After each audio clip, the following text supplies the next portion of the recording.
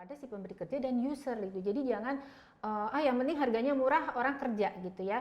Jadi itu. Kemudian untuk teman-teman yang bekerja di ketinggian, patuhi aturan keselamatan dan kesehatan kerja. Jadi kalau misalkan Anda akan bekerja besok hari, kerja di ketinggian, maka pastikan tidur cukup. Sendi itu harus fungsinya bagus. Sendi bahu misalkan, ini dia harus bisa begini. Kan manjat begini, kalau ininya nggak bisa mencapai ini ya gini, kan tuh akan menghambat pekerjaan dia ya. Karena dia bekerja di ketinggian, tugasnya apa? Kalau dia tugasnya bekerja di ketinggian mengecat, kan ada ya kerja di ketinggian ngecat kapal gitu ya. Nah itu dokter mesti cek nanti cat yang digunakan itu ada bahan kimia yang berbahaya nggak? Kalau ada bahan kimia yang berbahaya, itu efeknya terhadap apa?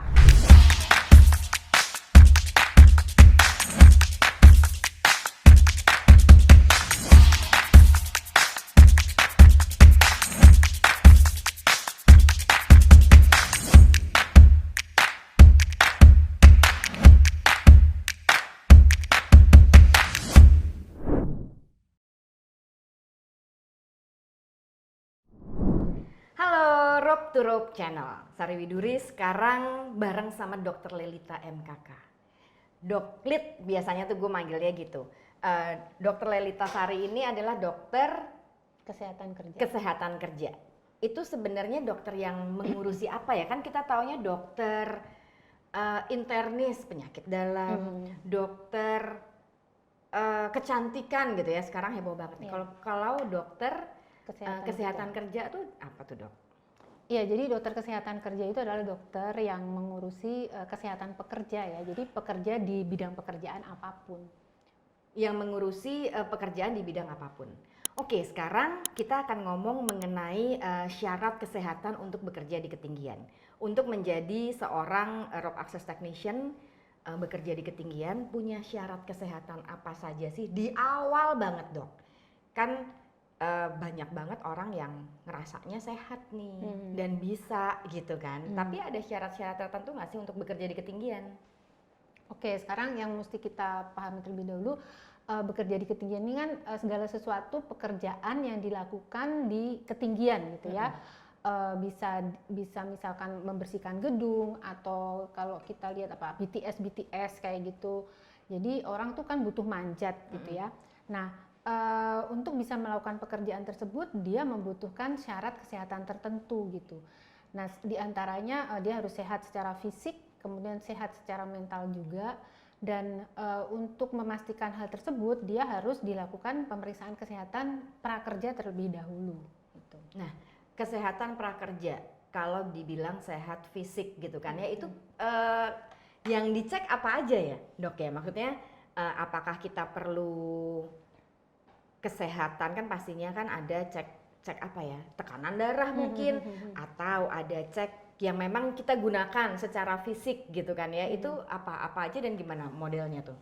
Oke, jadi seorang dokter kesehatan kerja itu untuk memeriksa kesehatan pekerja ya, di dalam dia mau melakukan pekerjaan tertentu, dokter harus tahu dulu jenis pekerjaan yang dilakukan ini apa sih gitu ya. Nah, karena ini jenis pekerjaannya adalah bekerja di ketinggian, maka dokter itu akan melakukan dokter itu selalu akan melakukan wawancara terlebih dahulu. Istilah medisnya adalah anamnesis ya.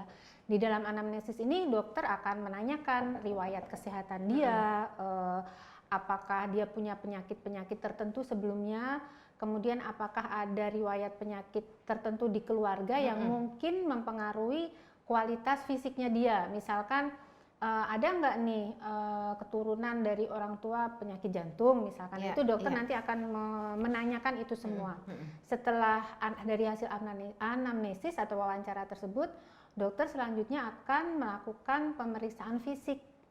Nah, pemeriksaan fisik ini akan mengikuti dari jenis pekerjaan yang akan dia lakukan. Karena dia memanjat, maka dokter akan memastikan seluruh fungsi sendinya itu bagus. Tidak ada kecacatan fisik dok, gitu. kalau misalnya bekerja bukan di ketinggian berarti punya pertimbangannya berbeda ya? Beda. Oke, kalau kita balik lagi di bekerja di ketinggian, sendi harus bagus. Itu ada tes tertentu?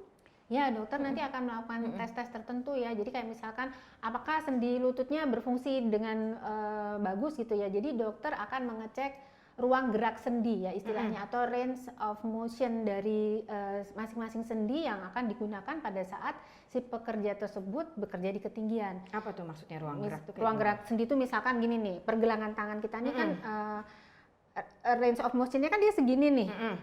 Nah, ada nggak hambatan? Misalkan dia nggak bisa nekuk, ternyata ada cedera di sendi pergelangan tangan. Padahal kan untuk bekerja di ketinggian dia harus memegang ininya kuat kan? Genggaman sininya juga harus bagus. Betul. Ya. Betul. Jadi sendi jari-jarinya, kemudian pergelangan tangan, sendi lutut ya. Jadi langsung gue ikut ngecek-ngecek sendi nih. Sendi itu harus fungsinya bagus. Sendi bahu misalkan, ini dia harus bisa begini. Kan manjat begini, kalau ininya nggak bisa mencapai ini ya gini, kan tuh akan menghambat pekerjaan dia ya. Jadi dokter akan memastikan semua fungsi sendinya baik.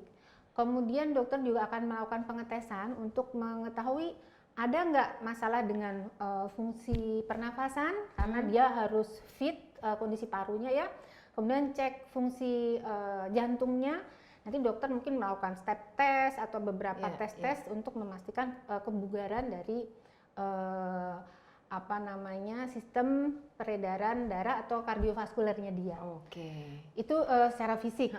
Kemudian ya termasuk tekanan darah itu pasti, karena kalau dia hipertensinya tinggi ya nggak bisa dia kerja di ketinggian. Kalau misalnya hipertensi tapi minum obat sehingga terkontrol, memungkinkan nggak? Karena kan ada beberapa penyakit yang memang genetik, sehingga mungkin ada waktunya kemudian dia bertumbuh gitu ya, muncul atau apa tuh istilahnya. Nah itu memungkinkan nggak di saat dia mau menjalankan satu pekerjaan 5 tahun ke depan gitu? Jadi setiap pekerja itu sebelum dia memulai suatu jenis pekerjaan tertentu itu ada namanya pemeriksaan prakerja.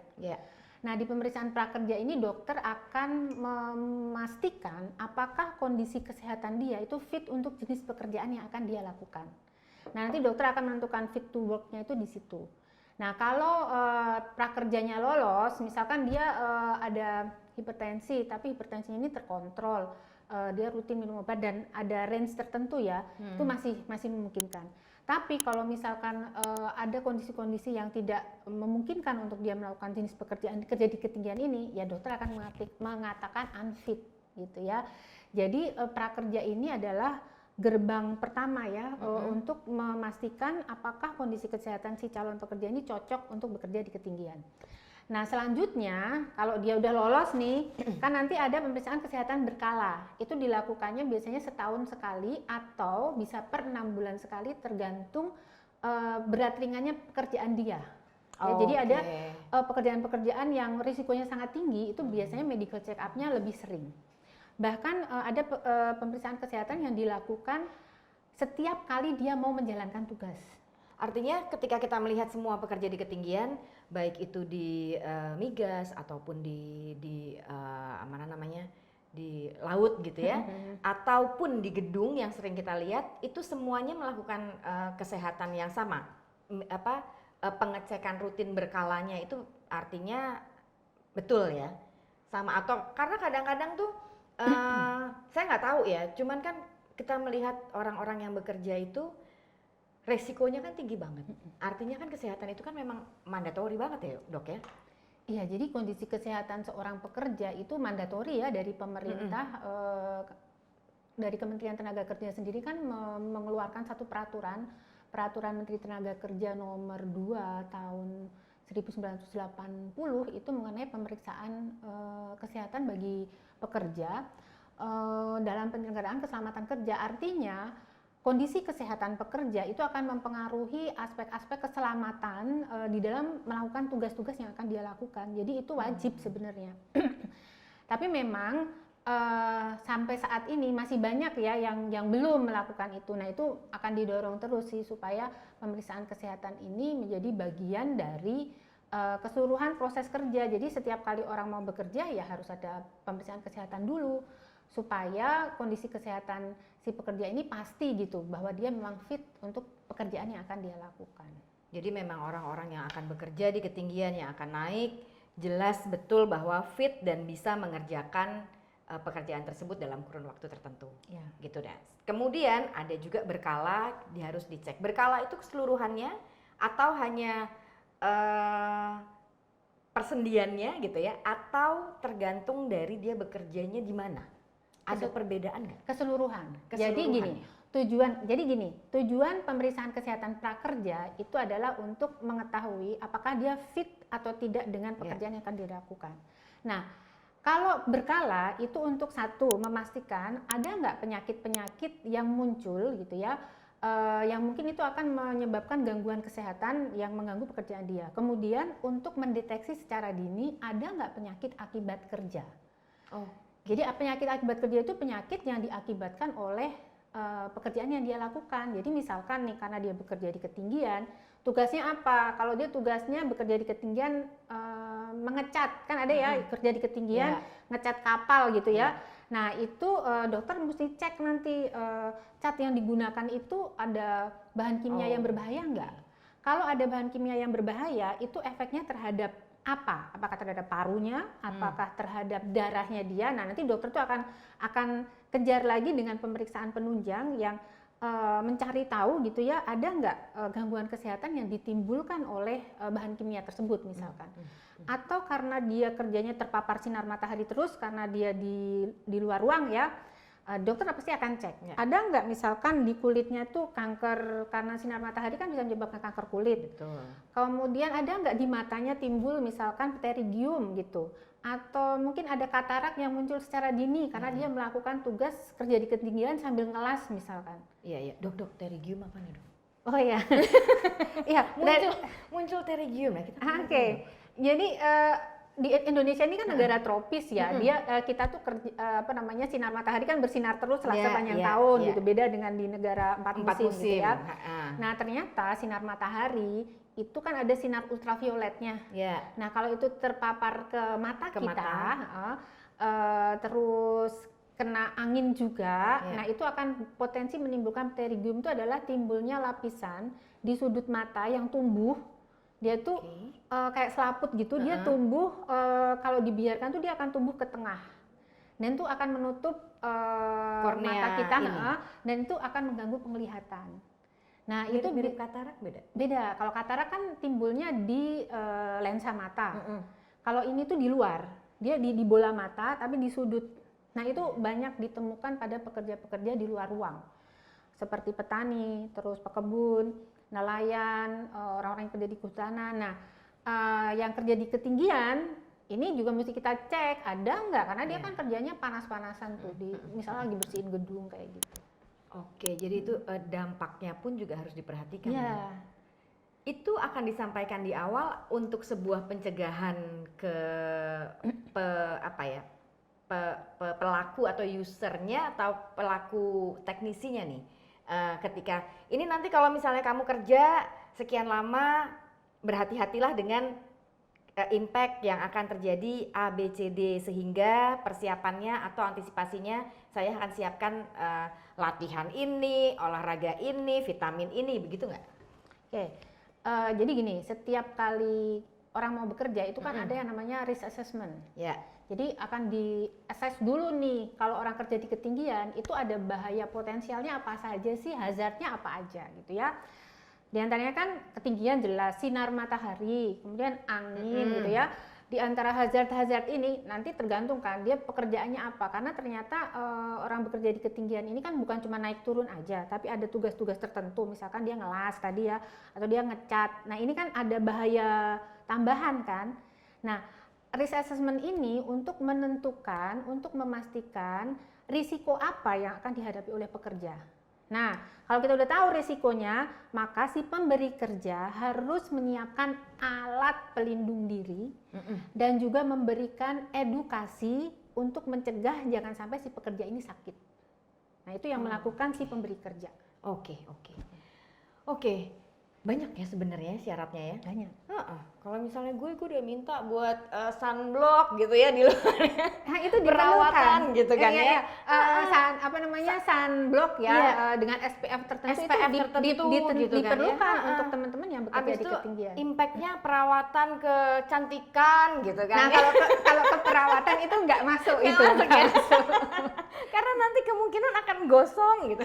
Nah, itu harus diantisipasi di awal dengan perlindungan tadi ya, iya. APD dan juga sunscreen, sunblock yang memang SPF-nya mendukung gitu kan ya. Terus kacamatanya harus yang anti UV untuk ya. mencegah jangan sampai timbul tadi pterygium, kemudian katarak dini seperti itu. Betul. Banyak peraturannya tapi harusnya tidak terlalu sulit untuk teman-teman karena memang itu menjadi satu prosedur dan itu menjadi satu bagian dari keselamatan. Begitu ya, Dok ya. Nah, kalau dari dokter sendiri terakhir banget, dari dokter sendiri apa sih pesannya buat teman-teman yang bekerja masih ada yang enggak diperiksa, masih mau, masih ada yang mungkin ya saya nggak tahu, mungkin ada juga yang ngasih pekerjaan, udahlah nggak usah diperiksa, sudah mulai bekerja karena banyak hal, entah waktu, entah apa segala macam. Apa sih pesannya buat teman-teman yang bekerja bekerja di ketinggian ini? Oke, sebenarnya pesan yang perlu disampaikan tuh satu adalah kepada user dan kepada pemberi kerja terlebih dahulu ya. Artinya kalau yang bekerja ini kan akan ngikutin dari si pemberi kerja gitu. Betul. Kan.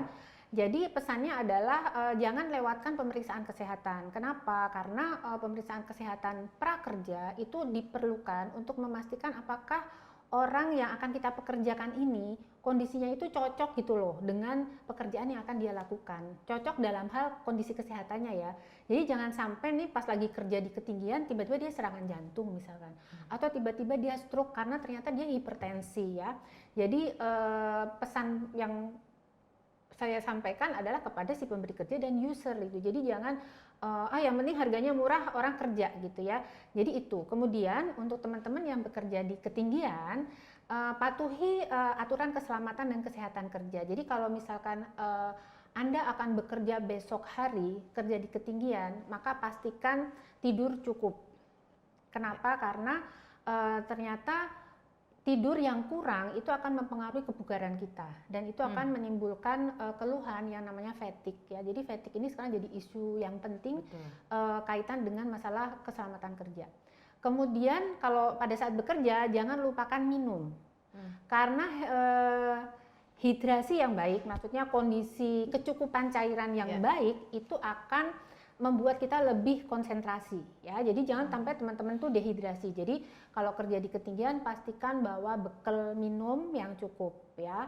Nah, untuk memastikan nggak dehidrasi gimana? Teman-teman kalau pas lagi pipis gitu ya cek warna urinnya. Kalau warna urinnya itu kuning pekat berarti Anda dehidrasi. Harus ya. ditambah. Jadi harus ditambah banyak minum. Kemudian makan cukup gizi ya, banyak sayur buah, bisa lihat di websitenya Kementerian Kesehatan, isi piringku gitu ya. Jadi kalau makan tuh komposisinya ikutin ada cukup karbohidrat, kemudian sayur dan buah. Jangan karbohidrat dan karbohidrat gitu. Itu aja sih yang penting. Jadi makan, minum harus cukup dan tidur cukup.